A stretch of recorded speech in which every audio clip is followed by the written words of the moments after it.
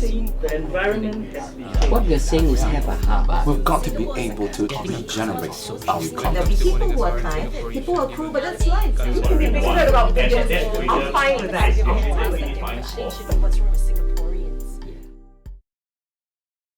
that. Now we're looking for cures for talking about natural, cancer. right? Yeah. We're looking for cures for cancer, right? But I'd like to know in particular in Singapore, what are we doing about it? Whether we have made any progress on the international front, and perhaps Professor Goh Boon Chia would be the right person to answer that question.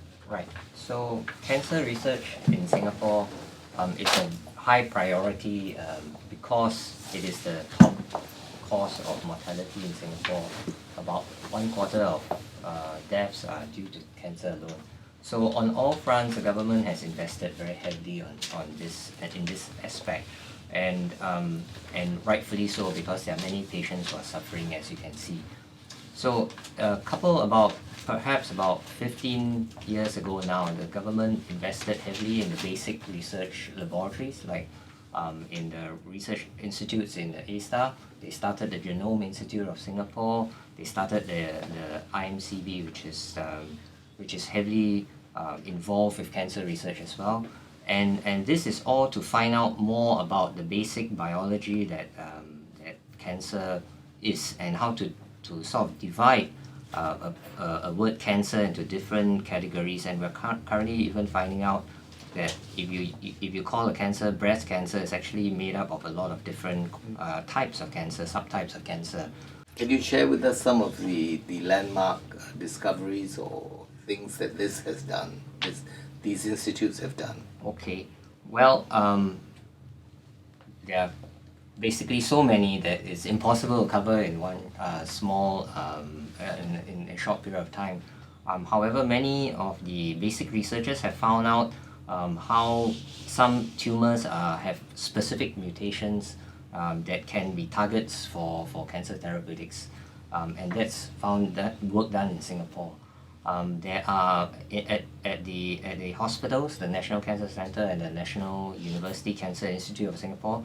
We have participated in clinical trials of new cancer products that have actually made it onto the market. There's one area we didn't discuss, which is the targeted radiation, and this was the case of the boy that was abducted by his parents and brought to Spain. Oh. Now, what is there any benefit in this targeted radiation?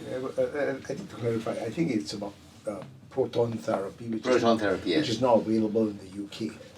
And there's at this point of time no evidence to show that proton therapy has any advantage over the standard treatments which were available in the UK. Except that it doesn't destroy the surrounding That's tissues. not completely true. More recent data have shown that actually it's not as benign as they think it is. So, you see a proton therapy machine, I think you don't get very much change under $150 million. So you're going to be a pretty rich country, or your resources are unlimited to be able to invest in such technologies. And of course, you need space for it. In the olden days, you need maybe two or three football fields, which now of course has been shrunk to. You can get maybe 3,000 to 4,000 square feet land. You should be able to fit and build one in 3 or 4 floors. The machine shoots up and down rather than goes round and round.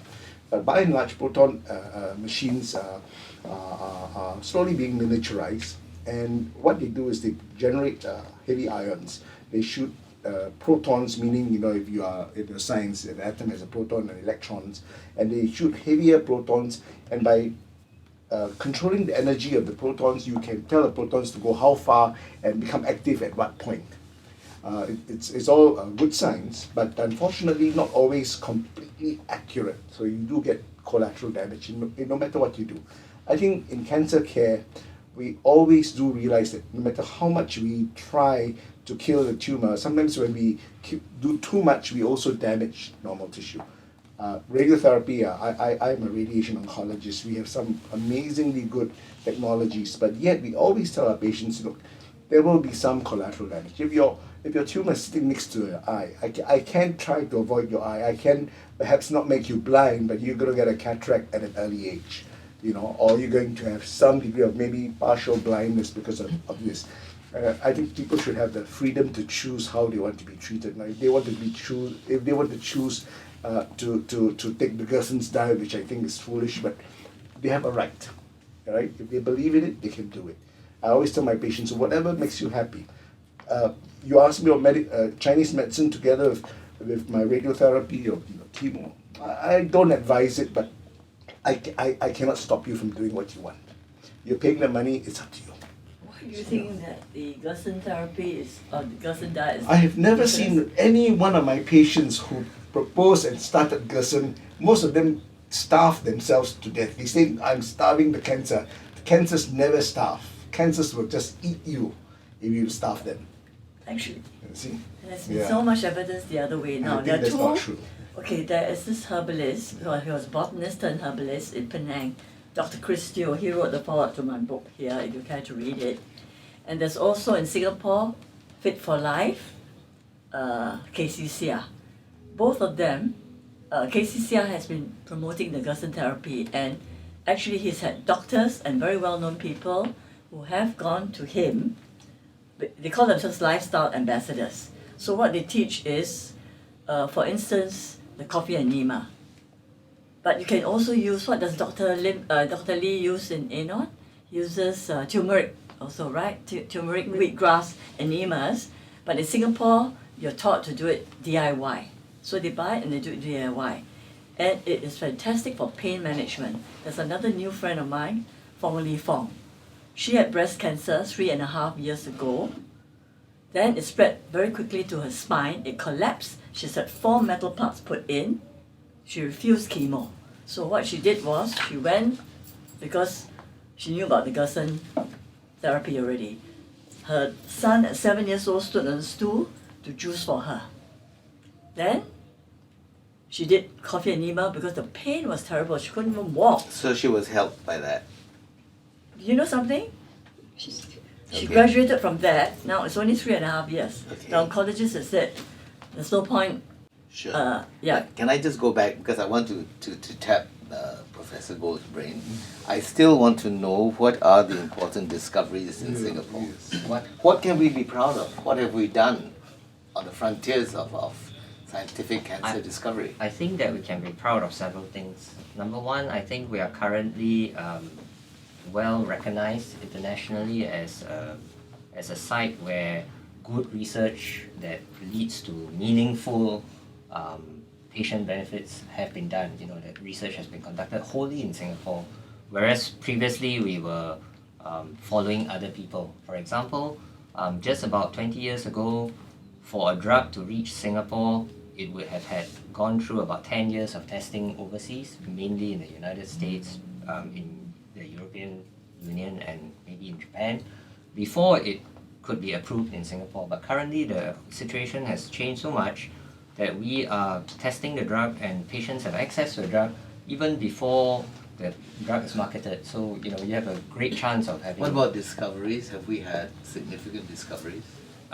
So these are little discoveries in small areas that have helped with the understanding of how to treat various small cancers, you know, little Any studies done on diet as a diet related to meat and vegetables? Yes, so I was going to say that at the National University of Singapore there's the School of Public Health, and they have followed up a group of Chinese residents for many years already, and collected carefully samples, annotated their life, annotated the time when they have cancers and so on. Okay.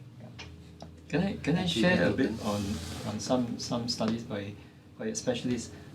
His name is Andre Moritz, and he explains this. There's a very interesting explanation. He says that cancer cells are your own cells, and they mutate due to suffocation by toxins. He says when the body is so saturated with toxins, the cells try to survive in this environment where they receive less oxygen and less nutrients. So they try to mutate into a different form in order for the cell to survive. And that mutated form is what we understand as a cancer cell. So it's not something, so he's saying that cancer cells are not something we have to kill, see. It's really your own cells struggling to survive. So based on that understanding from the holistic point of view, that's exactly what we need to do. We need to just reverse the whole process. We need to remove the toxins and feed the body, feed the cells with nutrients, with more oxygen. That's what holistic lifestyle is all about. Okay, that's a good definition. Well, thank you very much, gentlemen and ladies and gentlemen. I need to summarize everything now. I think that eating right and living right is very important in the treatment of cancer. So cancer has become a problem for modern society because of all the advances that we have made. And I think that we need to relate back to a healthier lifestyle and living naturally. But more important is that there are two avenues of treatment for cancer. There are more than two avenues. But generally there's the Western medicine that has to treat cancer, especially if it is very severe and removal of the tumor is the only way forward. But there's also the other treatment, which is the holistic approach. Maybe I shouldn't touch on the alternative, the more invasive treatments. But holistic medicine, there seems to be a need for both sides to come together to embrace each other.